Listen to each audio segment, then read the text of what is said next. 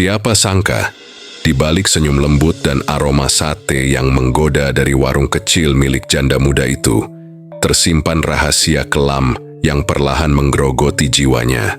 Tidak ada yang tahu, setiap tusuk sate yang dibakar menyimpan kisah tentang pengkhianatan, penderitaan, dan sebuah perjanjian gelap yang tak bisa dibatalkan. Apa yang sebenarnya dia lakukan demi bisa bertahan hidup? Bab berikutnya akan membuka pintu menuju sisi tergelap dari hidupnya.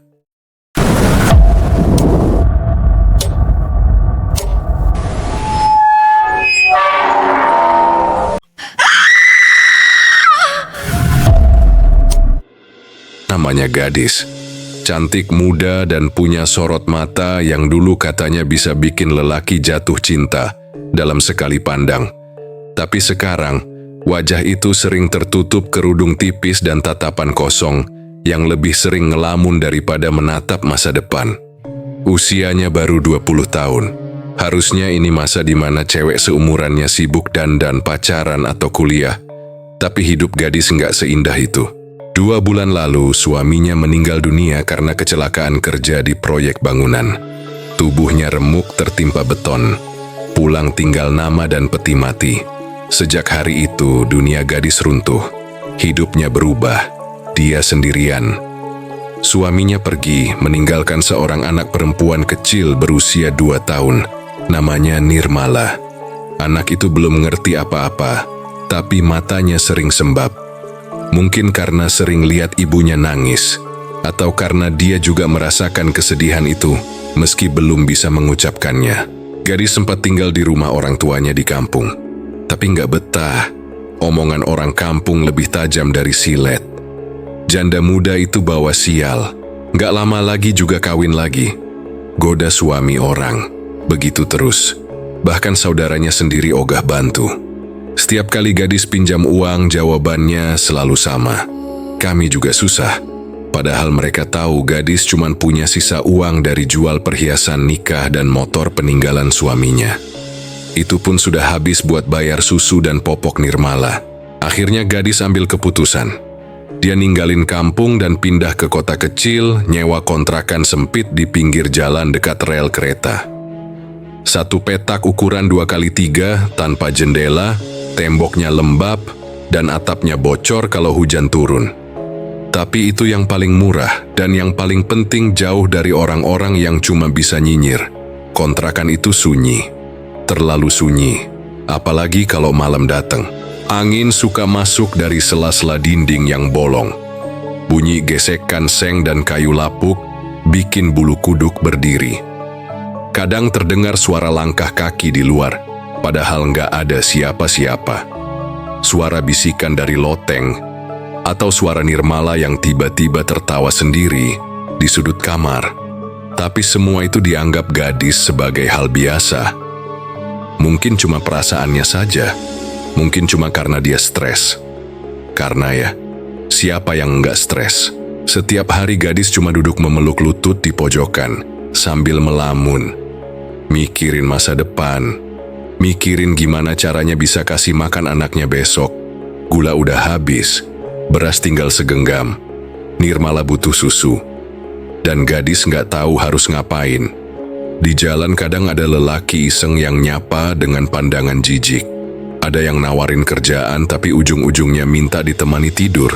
Dunia rasanya kejam, terlalu kejam untuk janda muda sepertinya. Tetangga kontrakan jarang bicara. Orang-orang di sekitar cuman lewat, menatap, lalu pergi. Ada 1-2 yang suka ngajak ngobrol, tapi gadis nggak pernah benar-benar terbuka.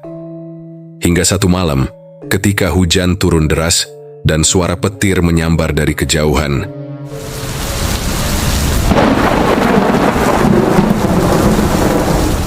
gadis berdiri di depan pintu kontrakan dengan mata sembab dan tubuh gemetar. Dia merasa seperti dikepung oleh bayangan besar yang gelap dan dingin. Dalam gelap itu, dunia terasa begitu sunyi. Detak jam di dinding tua terdengar seperti palu yang memukul kesadarannya. Dan di tengah kesunyian itulah muncul bisikan di dalam hatinya, bahwa mungkin hidup yang seperti ini tidak bisa terus dijalani dengan cara yang biasa.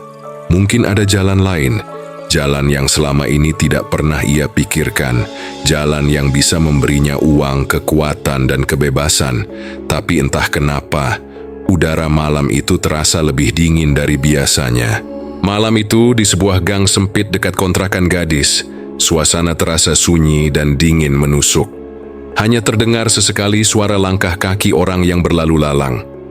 Gadis duduk termenung di beranda rumahnya, wajahnya murung dan lelah.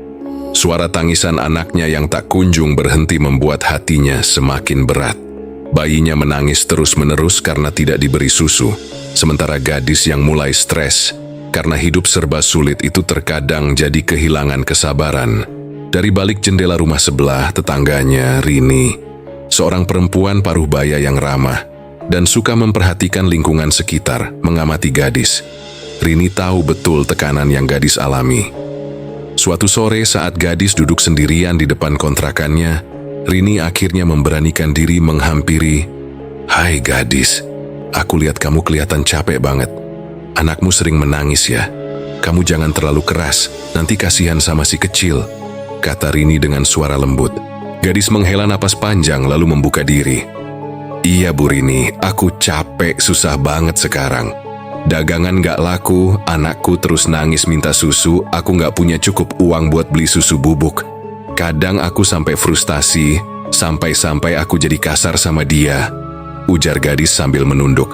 Rini mengangguk penuh pengertian. "Aku ngerti perasaanmu gadis, hidup ini memang gak gampang.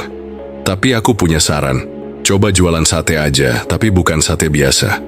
Pakai daging tikus. Aku kenal orang pintar yang bisa bikin daganganmu langsung laris. Apalagi kamu cantik, pasti banyak yang tertarik." Mata gadis membelalak, ragu tapi juga penasaran. "Daging tikus serius Bu? Tapi kan itu menjijikkan." Rini tersenyum misterius. "Percaya aja, banyak yang sukses dengan cara itu. Orang pintar itu bisa kasih kamu penglaris. Kalau kamu mau, aku kenalin. Tapi semua ada risikonya ya." Gadis termenung. Harapan itu seperti oase di tengah gurun kehidupannya yang kering. Mungkin ini jalan yang harus dia coba, demi anak dan masa depannya. Malam harinya saat angin berhembus pelan diselingi suara jangkrik dan tetesan air hujan yang mulai turun, gadis teringat ucapan Rini. Hatinya mulai bergejolak antara takut dan ingin mencoba sesuatu yang baru. Ia tahu, hidupnya tidak akan sama lagi setelah ini. Beberapa hari setelah pertemuannya dengan Rini, gadis akhirnya memutuskan untuk bertemu dengan orang pintar yang disebut Rini. Orang itu adalah seorang pria tua yang dikenal dengan nama Pak Retno. Wajahnya keriput, matanya tajam namun ada aura misterius yang sulit dijelaskan. Gadis datang dengan harapan besar, tapi juga hati yang was-was. Ia menceritakan semua kesulitan hidupnya, terutama tentang usaha dagang yang ingin ia mulai agar bisa menghidupi anaknya. "Aku butuh penglaris, Pak," kata gadis lirih. "Aku mau dagangan ini laris biar aku bisa beli susu dan kebutuhan anakku yang lain." Pak Retno mengangguk perlahan. Ia membuka tasnya dan mengeluarkan selembar kertas dan pulpen. "Harga penglaris ini 10 juta rupiah, nak. Ada syaratnya juga. Tapi kalau kamu tidak punya uang sebanyak itu, ada cara lain." Gadis terdiam. Hatinya semakin gelisah. Bagaimana mungkin dia punya uang sebanyak itu? Pak Retno menatap gadis dengan tatapan yang seakan membaca isi hatinya.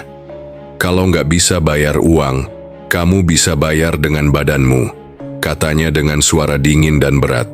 Gadis terkejut dan hampir tersentak mundur. Namun, di balik rasa jijik dan takut itu, ada keputusasaan yang membuatnya berpikir keras. Demi anak dan hidupnya, dia akhirnya menyerah dan menerima syarat itu. Malam itu, di sebuah rumah tua yang remang-remang, gadis menemui Pak Retno. Suasana dipenuhi bau dupa dan suara lirih mantra yang diucapkan oleh pria tua itu. Setelah semua selesai, Pak Retno mengarahkan gadis agar mencemplungkan celana dalam yang dipakai setiap hari ke dalam bumbu kacang yang akan dipakai untuk dagangan sate. "Ini wajib, nak. Kalau tidak, penglarisnya tidak akan bekerja," ujar Pak Retno sambil menatap tajam. Gadis menggigil, tapi ia melakukan apa yang diperintahkan. Dalam hatinya, Ia berharap bahwa jalan ini bisa membawa perubahan yang selama ini ia impikan. Setelah kejadian itu, gadis pulang dengan perasaan campur aduk. Ada rasa takut, jijik, tapi juga secercah harapan. Malam itu, ia berjanji pada dirinya sendiri bahwa ia akan melakukan apapun demi masa depan anaknya. Pagi itu, setelah malam yang penuh perasaan campur aduk, gadis mulai menata rencana barunya. Ia tahu bahwa dari sinilah hidupnya harus berubah. Walau jalannya penuh risiko dan misteri, gadis mulai mencari gerobak yang layak untuk berjualan sate. Ia menabung dari sisa-sisa uang yang ia punya untuk membeli alat masak sederhana, seperti arang, tusuk sate, dan kompor kecil. Ia juga berusaha mencari seseorang yang bisa dipercaya untuk membantunya mencari tikus di selokan sekitar kontrakan. Tikus itu bukan sembarang tikus. Harus tikus hitam besar yang katanya memberikan khasiat penglaris. Hari-hari berikutnya, gadis belajar memasak sate dengan daging tikus itu, sambil terus mengingat pesan Pak Retno untuk mencelupkan celana dalamnya ke bumbu kacang. Setiap kali mengaduk bumbu, ia merasa ada energi aneh yang menyelimutinya, membuatnya sedikit merinding. Pada hari yang telah ditentukan, dengan gerobak bertuliskan sate ayam gadis, gadis mulai berjualan di pinggir jalan yang ramai. Di awal-awal, orang-orang masih ragu dan hanya melihat-lihat dari jauh. Tapi, tak lama kemudian, aroma sate yang berbeda dari biasanya mulai menarik perhatian. Dalam waktu kurang dari 1 jam, semua 100 tusuk sate yang ia jual habis. Pembeli datang silih berganti, dan banyak yang terlihat puas dengan rasa sate yang unik itu. Beberapa bahkan memuji bahwa rasanya enak dan beda dari ayam biasa. Gadis tersenyum lelah namun bahagia. Meski ia tahu ada harga mahal di balik kesuksesan ini, untuk saat ini ia merasa ada secercah harapan. Namun di balik itu semua, ada tatapan kosong yang kadang muncul di matanya saat melihat anaknya yang masih rewel. Perasaan bersalah bercampur dengan harapan dan ketakutan terus menghantui malam-malamnya. Suasana pagi hari yang cerah berubah menjadi pertanda awal kesuksesan baru bagi gadis. Dengan semangat yang mulai membara, ia bertekad untuk mengembangkan usahanya. Kali ini, porsi sate yang dijual gadis dilipat gandakan menjadi 200 batang dalam sekali dagang. Meski berat, rasa lelah itu seolah terlupakan begitu melihat uang hasil penjualan yang berlipat ganda. Setiap hari sebelum berjualan, gadis menitipkan anaknya yang masih kecil ke rumah Rini, tetangga yang sudah lama dikenalnya. Rini yang ramah dan penyayang dengan senang hati menjaga bayi kecil itu. Sementara gadis mulai mempersiapkan dagangannya dengan ritual yang selalu sama. Di sudut gelap kontrakannya, gadis dengan hati-hati mencelupkan celana dalamnya ke dalam bumbu kacang yang sudah diramu sesuai petunjuk dukun. Sambil membaca mantra pesugihan yang aneh dan berbisik lirih, udara di sekitarnya seolah berubah menjadi lebih dingin dan sunyi. Detak jam dinding yang berisik terdengar, seperti irama pengantar sebuah misteri yang mendalam. Angin malam sesekali menerpa jendela dengan suara lirih yang mengingatkan pada bisikan gaib. Ketika malam datang dan gadis mulai menggelar dagangannya di pinggir jalan, banyak orang berdatangan. Bahkan mereka yang biasa duduk di balik meja rapat perusahaan besar tak sungkan menghampiri gerobaknya. Para pejabat itu tak hanya membeli sate, tetapi juga mencoba merayu gadis dengan janji-janji kemewahan dan masa depan gemilang. Namun gadis tetap membisu, menolak dengan sopan tanpa memberi respon lebih. Sate dagangannya selalu ludes dalam waktu singkat. 200 batang sate yang ia masak dari daging tikus hitam pilihan kini menjadi magnet yang sulit ditolak oleh para pembeli. Setiap malam, gadis harus menghabiskan tenaga untuk mengolah tikus-tikus itu, membersihkan, membakar, dan membumbui sampai sempurna. Kendati keuntungan mulai mengalir deras, hati gadis tetap diliputi rasa takut dan gelisah. Ada bisikan-bisikan samar yang muncul di antara keramaian, bayangan-bayangan hitam yang menari-nari di sudut matanya, dan mimpi-mimpi buruk yang semakin sering menghantui tidurnya. Namun semua itu ia abaikan demi masa depan yang lebih baik untuk anaknya. Setiap tetes keringat dan darah terasa seperti harga yang harus dibayar untuk hidup yang kini mulai berputar ke arah yang tak terduga. Tidak disangka, hanya dalam waktu 3 minggu dagangan gadis sudah menembus angka 1.000 batang sate terjual. Keberhasilannya yang mengejutkan ini mulai menarik perhatian banyak orang. Mulai dari tetangga, pedagang sekitar, hingga akhirnya YouTuber kuliner datang untuk mencoba dan mengulas sate unik itu. Malam hari di sekitar gerobak sate gadis semakin ramai. Cahaya lampu jalan yang berkelap-kelip seolah menyoroti kesuksesan yang mulai diraih. Suara riuh pengunjung bercampur dengan desiran angin malam dan gemuruh petir jauh di langit menjadi latar yang aneh dan menegangkan. Salah satu YouTuber ternama dengan wajah yang penuh antusiasme merekam saat ia mencoba gigitan pertama. Rasanya sedikit berbeda dari ayam biasa, tapi enak banget, katanya dengan suara penuh kekaguman sambil mengangguk pelan. Kamera merekam detail sate yang menggoda selera, berasap tipis dari arang yang membara. Video review itu dengan cepat menyebar dan menjadi viral di berbagai media sosial. Komentar pun bermunculan. Sebagian penasaran, sebagian lagi skeptis, tapi kebanyakan memuji rasa unik yang tak biasa.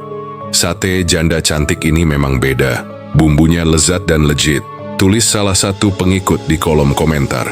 Namun di balik sorotan positif itu, suasana malam di sekitar gerobak gadis mulai terasa aneh. Sesekali terdengar suara langkah kaki yang berat, namun tak terlihat siapa pemiliknya. Angin dingin berhembus kencang meski udara malam terasa hangat. Kadang, bisikan-bisikan samar menyelinap dari sudut jalan gelap, seperti mengingatkan sesuatu yang terlupakan. Gadis tetap berdiri teguh di balik gerobaknya, mengenakan senyum yang dipaksakan. Ia terus mengulangi ritualnya setiap malam. Mencelupkan celana dalam ke bumbu racikan dukun, membaca mantra dengan suara pelan yang hampir tak terdengar, dan kemudian melayani pembeli dengan cepat dan cekatan. Kepopuleran dagangannya membuatnya semakin sibuk, tapi juga membuatnya semakin terisolasi. Teman-teman lama mulai menghindar karena tidak tahan dengan cerita aneh yang beredar. Rini yang menjaga anaknya mulai curiga dan sering menanyakan keadaan gadis. Namun gadis hanya tersenyum dan menjawab singkat. Sementara itu, di balik layar, dukun pesugihan terus memantau perkembangan dari kejauhan. Sesekali ia tertawa kecil, menyadari bahwa kesepakatan gelap mereka mulai menunjukkan hasil, walau dengan konsekuensi yang belum sepenuhnya dipahami gadis. Seiring waktu berlalu, kehidupan gadis mulai berubah drastis. Dari seorang penjual sate biasa yang harus berjuang keras demi sesuap nasi untuk anaknya, kini ia mulai merasakan manisnya keberhasilan. Uang hasil penjualan sate yang terus meningkat membuatnya bisa membeli hal-hal yang selama ini hanya bisa ia impikan. Mobil bekas yang sederhana akhirnya bisa ia miliki, menjadi simbol kebebasan dan kemudahan perjalanan untuk mencari rezeki.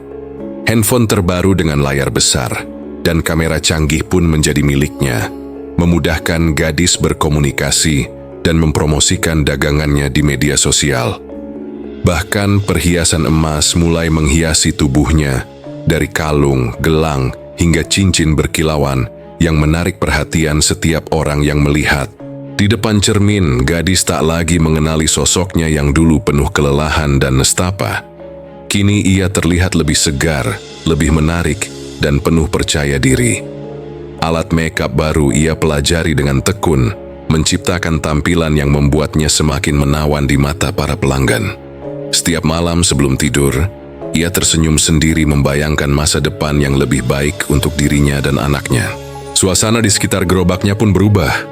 Kini tidak hanya orang-orang biasa yang datang membeli, tetapi juga para pejabat dan orang-orang penting yang ingin mencicipi sate viral tersebut. Tawaran kerjasama dan undangan untuk menghadiri acara kuliner mulai berdatangan. Hidup gadis seperti naik ke level baru yang tidak pernah ia bayangkan sebelumnya. Namun, di balik semua kemewahan dan popularitas itu, suara-suara aneh dan bisikan malam masih sering menyelimuti pikirannya.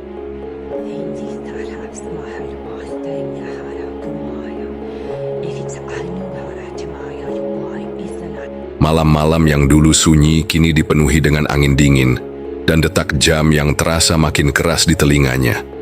Meski demikian, ia berusaha mengabaikan perasaan tidak nyaman itu, menganggapnya sebagai harga dari kesuksesan yang ia raih. Anaknya yang dulu sakit-sakitan kini mulai tumbuh dengan baik saat dititipkan ke Rini. Gadis selalu memastikan anaknya mendapatkan susu terbaik dan perawatan yang layak.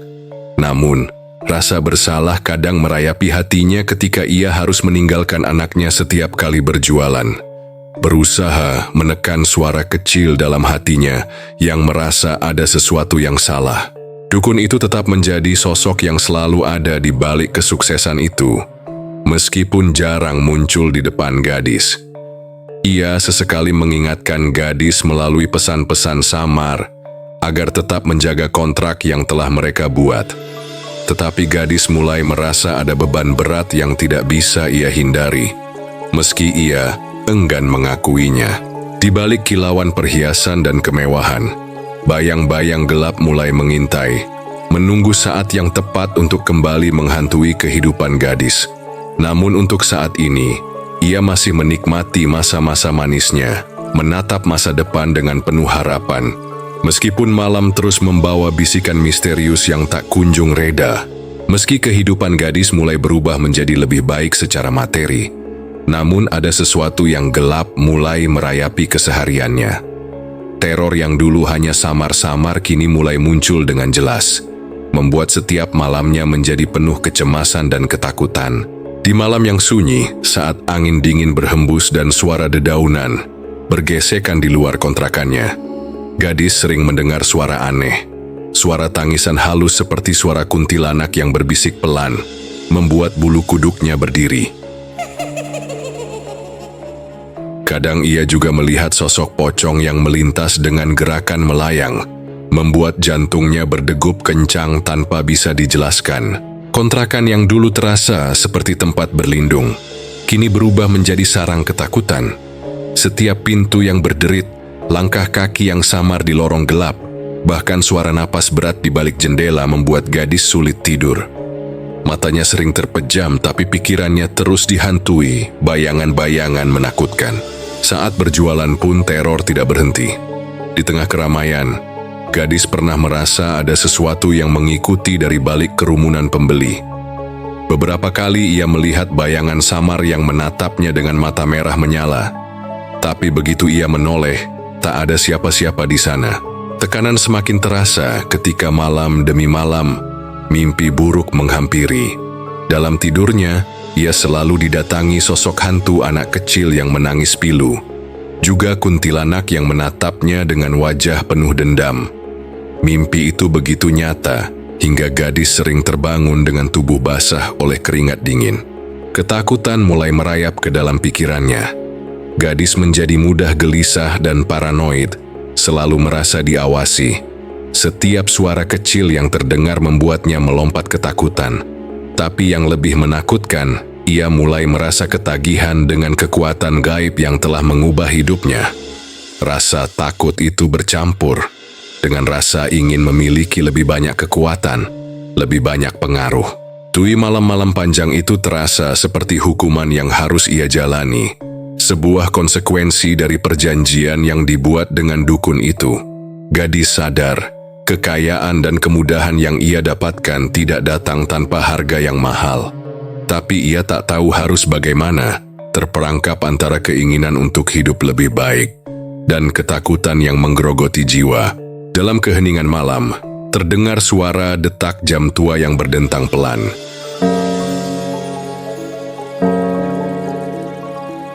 Menyisakan sunyi yang mencekam, gadis duduk termenung di depan gerobak satenya, menatap kosong ke arah gelap yang membungkus sekelilingnya.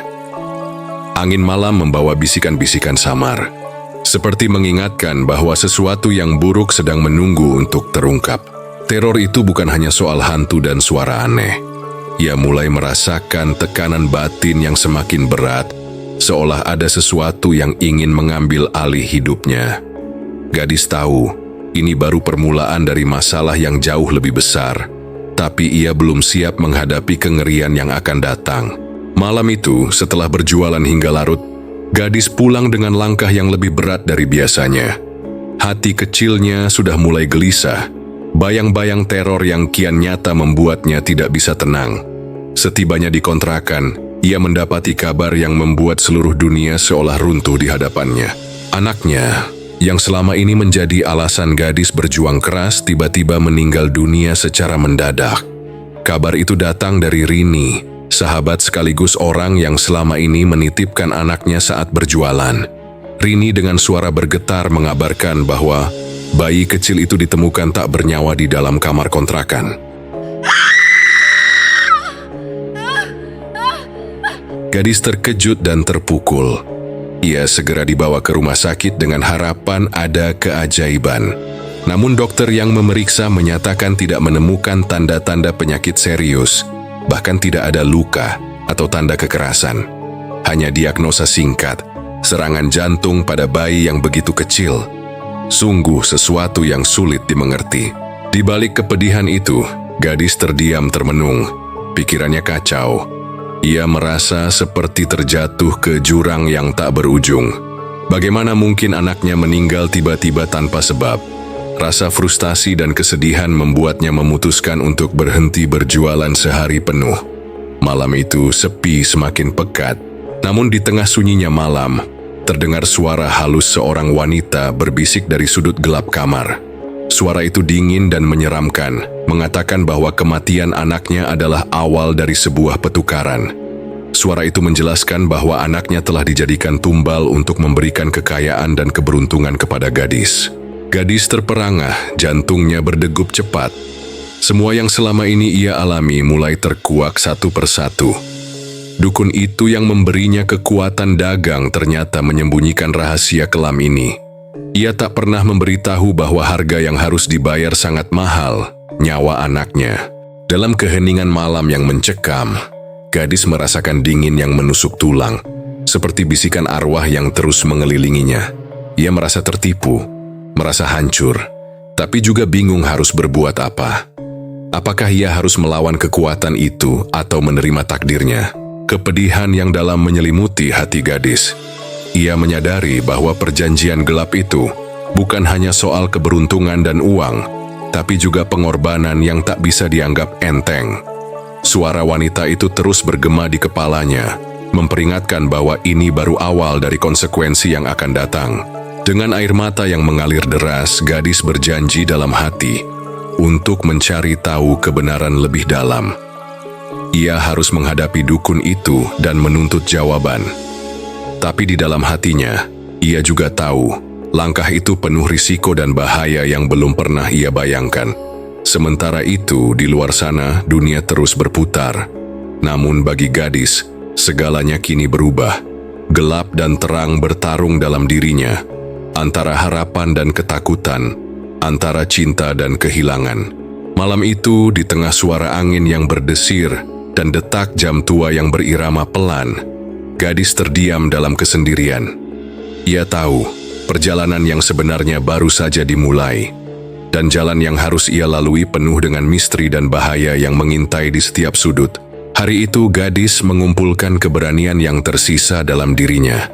Ia memutuskan untuk menemui dukun itu yang telah memberinya kekuatan dagang, namun dengan harga yang sangat mahal. Langkahnya terasa berat, namun ia tahu ini adalah jalan satu-satunya untuk mendapatkan jawaban yang selama ini ia cari. Sesampainya di tempat dukun itu, suasana terasa mencekam. Udara seolah berat, dipenuhi aroma dupa dan suara gemerisik daun kering yang berjatuhan. Dukun itu menyambut gadis dengan senyum dingin, seolah sudah tahu maksud kedatangannya. Gadis langsung meluapkan amarah dan kesedihannya. Ia menuntut penjelasan mengapa anaknya harus menjadi tumbal, mengapa dukun tidak pernah mengingatkan bahwa harga kekayaan itu adalah nyawa orang yang paling ia cintai. Namun jawaban yang diterimanya sungguh membuatnya terpana. Dukun itu mengaku lupa memberitahu setelah mereka menjalani kesepakatan bersama. Sebuah ritual rahasia yang terjadi saat pertama kali gadis menerima penglaris itu.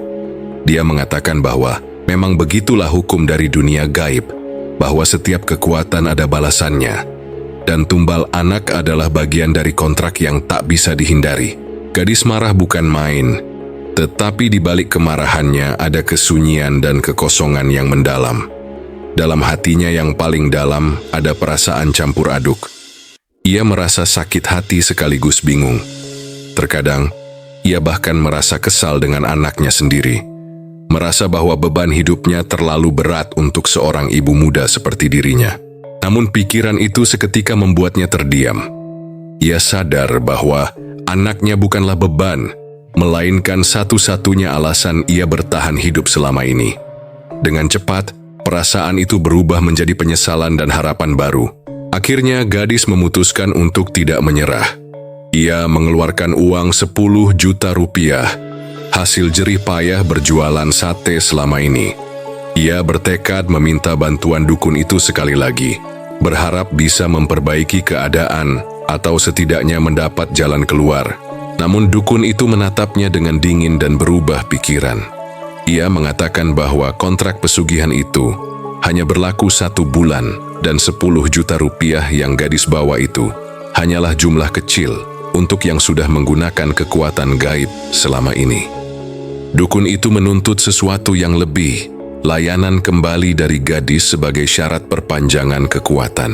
Gadis terpaku, rasa jijik dan ketakutan merayap ke seluruh tubuhnya. Tapi di sisi lain, ia tahu jika tidak menerima tawaran itu, maka segala usaha dan kehidupannya akan hancur begitu saja. Gadis bingung, di satu sisi ingin bebas dari ikatan gelap ini, tapi di sisi lain ia tak ingin hidup dalam kemiskinan dan kesendirian. Setelah perdebatan batin yang panjang, gadis akhirnya menerima tawaran dukun itu. Ia sadar, meski jijik dan takut, ini satu-satunya jalan untuk bertahan hidup. Perasaan bimbang bercampur rasa takut dan putus asa membelenggu dirinya. Malam itu, saat gadis meninggalkan tempat dukun dengan langkah berat, suasana gelap dan sunyi semakin pekat. Angin dingin berhembus pelan, suara ranting yang patah terdengar samar, dan bayangan-bayangan hitam menari di sudut mata. Gadis tahu, dirinya sudah terperangkap dalam lingkaran setan yang sulit untuk diputus. Namun dalam hatinya, ada secercah harapan kecil, bahwa suatu saat ia bisa bebas dari rantai kutukan ini, dan bisa hidup dengan damai tanpa kehilangan lagi. Setelah kesepakatan dengan dukun itu, seolah pintu neraka terbuka lebar di hidup gadis.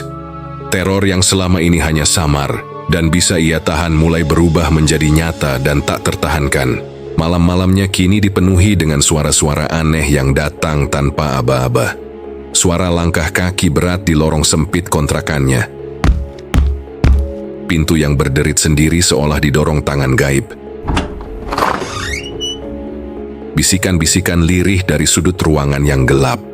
Setiap malam gadis merasa seperti diawasi oleh makhluk tak kasat mata yang tak pernah berhenti menguntitnya. Sosok-sosok menakutkan mulai sering muncul. Bayangan kuntilanak berambut panjang, dengan mata merah menyala, melayang perlahan di belakang tirai jendela. Kadang muncul sosok pocong yang berdiri diam di pojok dapur, menatap dengan tatapan kosong yang menusuk jiwa. Gadis sering menggigil dan terjaga dari tidurnya dengan napas yang berat, detak jantungnya seakan ingin meledak. Rini yang selama ini menolong menjaga anak gadis juga mulai ketakutan. Ia sering mengeluh mendengar suara tangisan bayi yang tak pernah berhenti meski di siang hari. Kadang ia melihat bayangan kecil berlarian di sekitar rumah, tapi saat didekati, bayangan itu menghilang tanpa jejak. Kesehatan gadis mulai menurun drastis. Ia sering merasa pusing, lemas, dan gelisah tak menentu. Tidur yang seharusnya menjadi tempat istirahat berubah menjadi neraka mimpi. Ia sering dihantui mimpi buruk, didatangi anak kecil yang menangis pilu, dan kuntilanak yang terus mengancamnya dalam mimpi. Tubuhnya semakin kurus, wajahnya semakin pucat, dan matanya tampak cekung seperti tidak pernah tidur. Meski begitu, keesokan harinya gadis tetap memaksakan diri berjualan. Ia tahu, hidupnya tergantung dari usaha itu. Tapi kini dagangannya mulai mendapat banyak keluhan. Pelanggan yang dulu ramai mulai mengeluhkan rasa sate yang berubah. Ada yang mengatakan dagingnya terasa aneh, bahkan ada yang menemukan belatung di bumbu sate. berita buruk itu mulai tersebar dari mulut ke mulut. Beberapa media lokal mulai menyoroti kasus ini.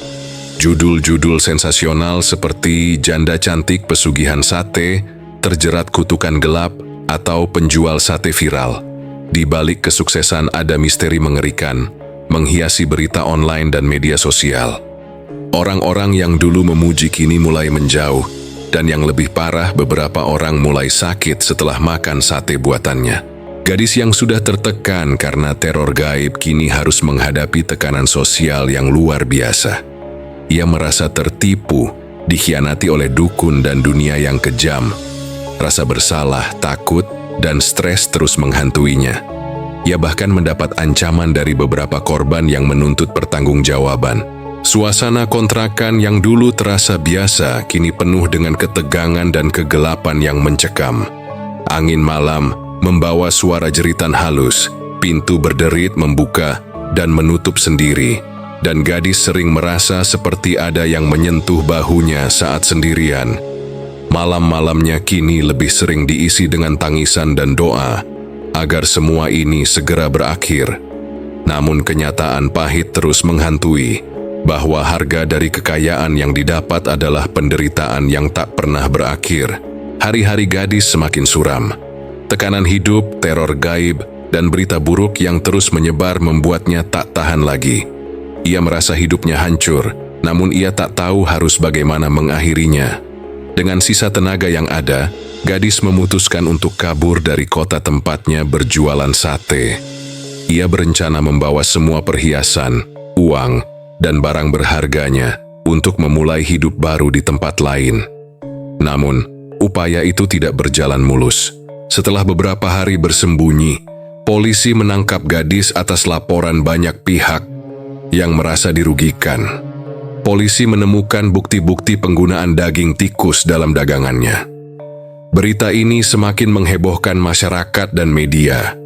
Gadis dijebloskan ke dalam penjara, menjadi terdakwa atas kasus penipuan dan membahayakan nyawa banyak orang. Di balik jeruji besi, gadis berubah menjadi sosok yang berbeda. Kesendirian dan penyesalan menyelimutinya. Sosok hantu yang dulu menghantuinya di luar kini hadir lebih nyata di dalam pikirannya. Ia sering dihampiri bayangan-bayangan menakutkan, kuntilanak yang menjerit pilu, pocong yang menatapnya dengan mata kosong, dan yang paling menyakitkan, bayangan anaknya yang masih bayi, menangis minta pertolongan. Semakin hari, kesehatan mental gadis memburuk. Ia menjadi sulit membedakan mana nyata dan mana bayangan. Suara-suara gaib yang dulu hanya terdengar samar kini memenuhi pikirannya. Setiap malam ia dihantui mimpi buruk yang membuatnya terbangun dengan jeritan. Tangisannya menjadi semakin berat, penuh kesedihan dan rasa bersalah. Akhirnya gadis dipindahkan ke rumah sakit jiwa. Di sana, di balik kamar berjeruji, ia menjalani sisa hidupnya dengan penuh penderitaan dan penyesalan. Kisahnya menjadi peringatan bagi siapa saja yang tergoda oleh kekayaan instan yang datang dari dunia gelap. Pesan dari cerita gadis ini jelas, kekayaan dan kesuksesan yang diperoleh dengan cara yang salah, apalagi dengan mengorbankan nyawa orang yang kita cintai, hanya akan membawa kehancuran dan kesedihan tanpa akhir. Cerita gadis berakhir tragis, penuh dengan pelajaran pahit yang tak boleh diabaikan. Di balik gemerlap kemewahan yang semu, tersimpan bahaya besar yang bisa menghancurkan hidup seseorang. Kekayaan instan yang datang dari cara-cara gelap dan kotor, seperti pesugihan dengan tumbal, bukanlah jalan keluar yang benar. Bayangkan sejenak betapa berharganya kehidupan dan keluarga, terutama anak yang menjadi harapan dan penopang masa depan. Namun karena keputusasaan dan godaan, gadis rela mengorbankan semuanya demi keuntungan materi. Akhirnya, bukan kebahagiaan yang ia dapat, melainkan kehancuran, penyesalan dan kesendirian di penjara dan rumah sakit jiwa. Suara langkah kaki yang menggema di lorong-lorong penjara, desiran angin malam yang dingin, dan bisikan-bisikan gaib yang terus menghantui adalah gambaran nyata dari konsekuensi yang harus dihadapi jika seseorang memilih jalan hitam. Ketika kita mengambil jalan pintas tanpa memikirkan akibatnya, maka bukan hanya diri sendiri yang menderita, tapi juga orang-orang di sekitar kita. Cerita ini juga mengingatkan kita untuk selalu berhati-hati dalam memilih jalan hidup dan mencari keberkahan. Berjuanglah dengan usaha dan doa, bukan dengan kekuatan gaib yang membahayakan. Keberhasilan yang diraih dengan kerja keras akan membawa kedamaian dan kebahagiaan sejati, bukan ketakutan dan kesedihan. Masyarakat pun harus lebih waspada dan kritis terhadap tawaran-tawaran penglaris atau pesugihan yang menggiurkan, tapi mengandung risiko besar. Jangan mudah tergoda oleh janji-janji manis yang mengaburkan akal sehat. Setiap tindakan ada konsekuensinya, dan tak ada yang bisa mengelak dari hukum karma atau balasan dari dunia lain. Akhir kata, kisah gadis ini adalah cermin bagi kita semua untuk menjaga hati dan niat. Hargailah hidup, keluarga, dan masa depan dengan cara yang benar dan penuh tanggung jawab. Jangan sampai keserakahan dan keputusasaan membawa kita ke jurang kehancuran seperti gadis. Suara angin malam yang mulai mereda, detak jam yang perlahan menghentikan waktunya, dan kesunyian yang dalam mengakhiri cerita ini mengingatkan kita bahwa setiap pilihan yang kita buat hari ini akan menentukan jalan hidup kita esok. Semoga kita semua diberi kekuatan untuk tetap memilih jalan yang lurus dan penuh berkah. Demikianlah kisah menyeramkan tentang gadis janda cantik yang mencoba mengubah nasibnya lewat cara yang tak biasa. Dari perjuangan hingga akhirnya harus membayar mahal atas pilihannya, cerita ini jadi pengingat bagi kita semua untuk berhati-hati dalam mengambil keputusan, terutama yang menyangkut hal-hal gaib dan dunia hitam.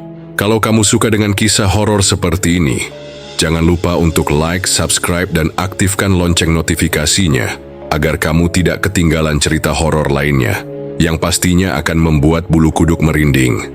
Tulis juga pendapat kamu di kolom komentar. Apakah kamu percaya dengan cerita pesugihan seperti ini?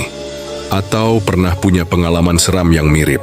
Terima kasih sudah menonton. Semoga cerita ini menjadi pelajaran dan pengingat bagi kita semua. Sampai jumpa di cerita horor berikutnya. Jangan lupa jaga diri dan tetap waspada di sekitar kamu. Selamat malam dan hati-hati dalam memilih jalan hidup. Sampai jumpa di malam berikutnya dengan kisah yang lebih gelap, lebih dalam, dan lebih menyeramkan dari yang kau kira. Dan terakhir, jangan lupa matikan lampu.